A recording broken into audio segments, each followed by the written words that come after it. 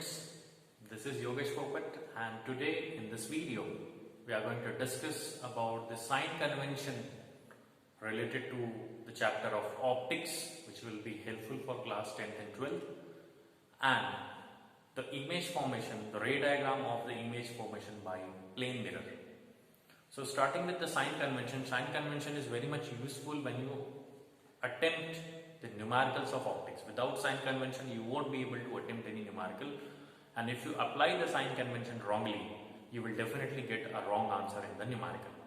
So let us understand what is sign conventional. Conventionally we have assumed some parameters, some signs to consider the different kinds of parameters in optics. So let us discuss one by one.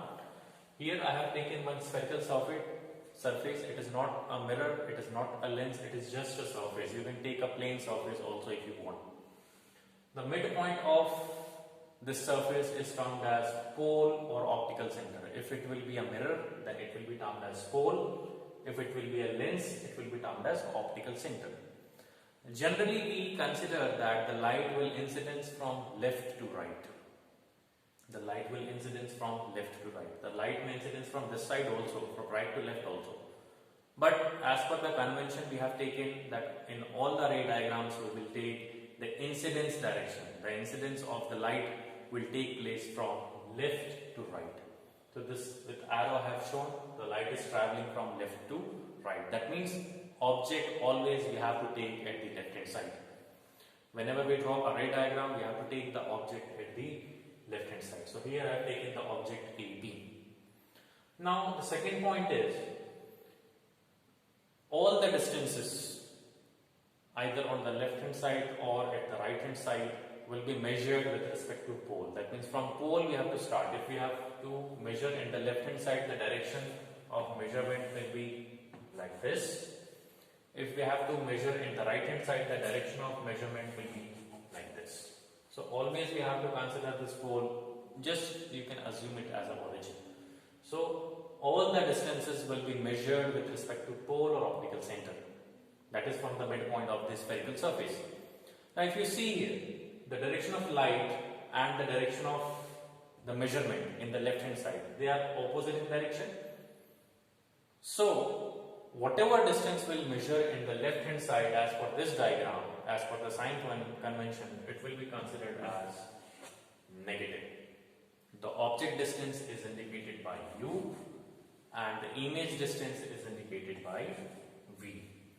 So there are different cases. In the next class we will see the different cases of the ray diagram, but if we are measuring in the left hand side, because the left hand side, if we are measuring, it is coming opposite to the direction of incidence of light. So in the left hand side, all the distances will be considered as a negative. In the right hand side, if you see, this arrow and this arrow is indicating the same direction. So in the right hand side, whatever distance we'll measure, we'll take it as positive. So in the left hand side, the distances will be negative. In the right hand side, the distances will be positive, because the light is incidenting from left hand side to the right hand side. That means in this direction. Okay, so this is the second point I have written over here. You can read it very clearly. Third point is, if we take the height above the principal axis, if we are measuring the height above the principal axis, like this, if this is the object height, so this HO will be considered as a positive. Whatever it is, whether it is an object or whether it is an image, generally as per the sign convention, we always take the object above the principal axis. We don't take the object below the principal axis. In all the ray diagrams, we will take the object above the principal axis. Okay. So whatever the height of the object or whatever the height of image, if the image is forming above the principal axis, it will be considered as a positive. If it is below the principal axis, it will be considered as negative. So this is all about the sign convention. Light is traveling from left to right. All the distances are measured with respect to pole or optical center. Object always you have to take above the principal axis. If you are moving towards left hand side, the distance will be negative. If you are moving towards right hand side, the distance will be positive. If the height is above the principal axis, it will be positive. If height is below the principal axis, it will be negative. So this is all about the sign convention. Now coming to the ray diagram for image formation, if we define image, when the image will be formed. The image will be formed when two reflected ray in case of reflection or two refracted ray in case of refraction intersect each other or meets each other. So there are two kind of images are possible, real image and virtual image. We will have a detailed discussion in the later stage. But real image are the formed when the rays actually meet, and virtual image is formed when the rays do not actually meet but appears to meet. This seems to mean that they are meeting. So we are going to start with the ray diagram of plane mirror. So let us consider a mirror like this. Suppose this is the plane mirror. I am taking the polished side in the right hand side, and this is the reflecting side. This is the polished side and this is the reflecting side. Now what I am going to draw, the principal axis. So this, in this way I have drawn the principal axis. Let me redraw it once again. It is little tilted, so I will just redraw it once again.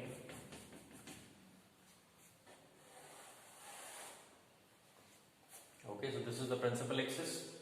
Now what I am going to do, I am going to take the object AB on the principal axis. So this is the object. Always I will label object as AB in the entire curriculum. I will take the object as AB for in optics. So this is the object AB. Now when the object will be visible to us, when the light rays strike the object and enters to our eye, then only the object will be visible. So in this case, from every point of the object, the light ray will strike the mirror. But in this case, we will take only two rays. Two rays are sufficient for formation of image. More rays will complicate the diagram. Okay, so I am going to take the first ray, which is parallel to the principal axis, from the tip of the object. From this point, from the tip of the object, I have taken the first ray which is parallel to the principal axis. Now in this case, if we draw the normal here, as per the law of reflection, angle of incidence will be same as the angle of reflection. So if we draw the normal here, it will coincide on this incident ray. So we can say that the angle of incidence is 0 degree. So the angle of reflection will also be 0 degree. So this ray will strike the mirror and it will come back. So let us label it as the first reflected ray. This will be the first reflected ray. The incident ray is parallel to the principal axis. After striking, it is coming back. So this will be the first reflected ray. Second ray you can take from anywhere. I am taking from this point. So this will be the angle of incidence. This is the incident ray, the second incident ray. And obviously the angle of incidence is oblique. It is having some value. So definitely at the same angle, this will reflect also. So this is the approximate reflection and this will be angle R. This principal axis you can consider it as a normal. So this is the second reflected ray. Now if you see very carefully, this is the first reflected ray and this is the second reflected ray. If these rays extend in the left hand side, they are not going to meet because they are diverging. So what we have to do, we have to extend these rays behind the mirror.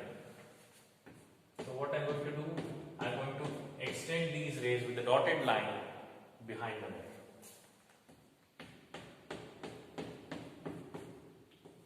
So these rays are not actually meeting at the left hand side, but these rays are appearing to meet behind the mirror. So this point of meeting of this is the first reflected ray I have extended, this is the second reflected ray I have extended. This point of meeting, at this point the image will be formed of object AB and this will be termed as A dash B dash.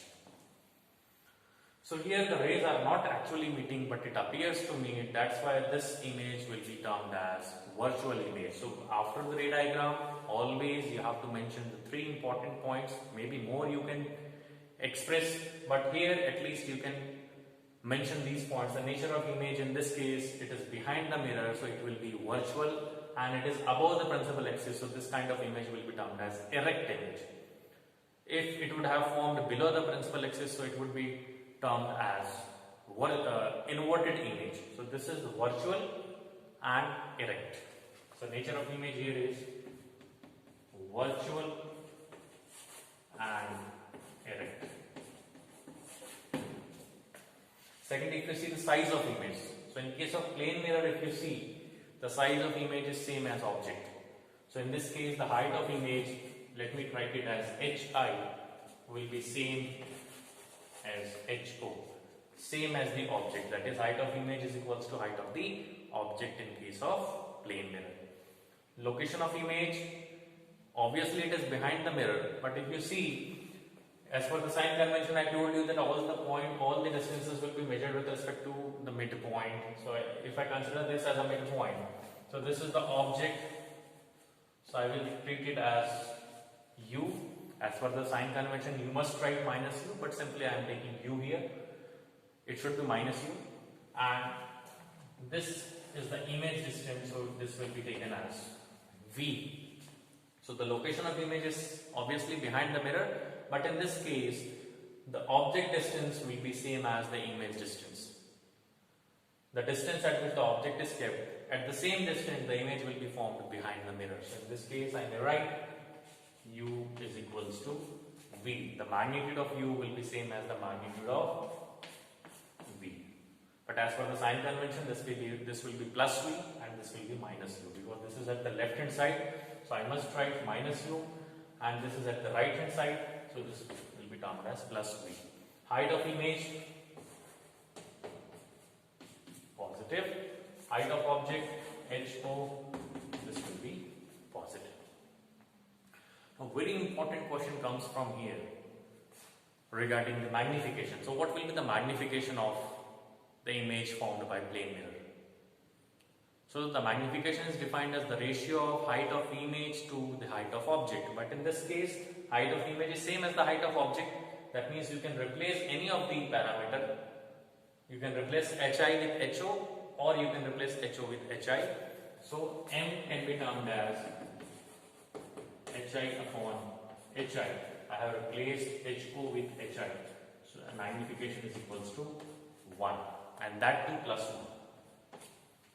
Because in this case, if you see the height, both are positive, so the answer will also be positive. So what does this M is equals to plus 1 indicates?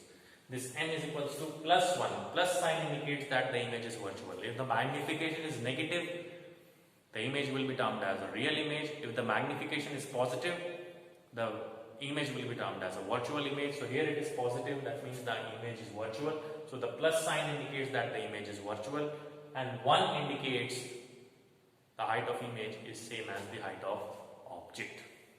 So this question comes very frequently. If M is equals to plus 1 for plane mirror, what does it indicate? So it indicates that the image is virtual, the plus sign indicates the virtuality, the virtual image, and M is equals to 1 indicates that the height of image is same as the height of object. So this is all about the sign convention and the ray diagram of image formation. You may write your query at yogeshpopat28@gmail.com.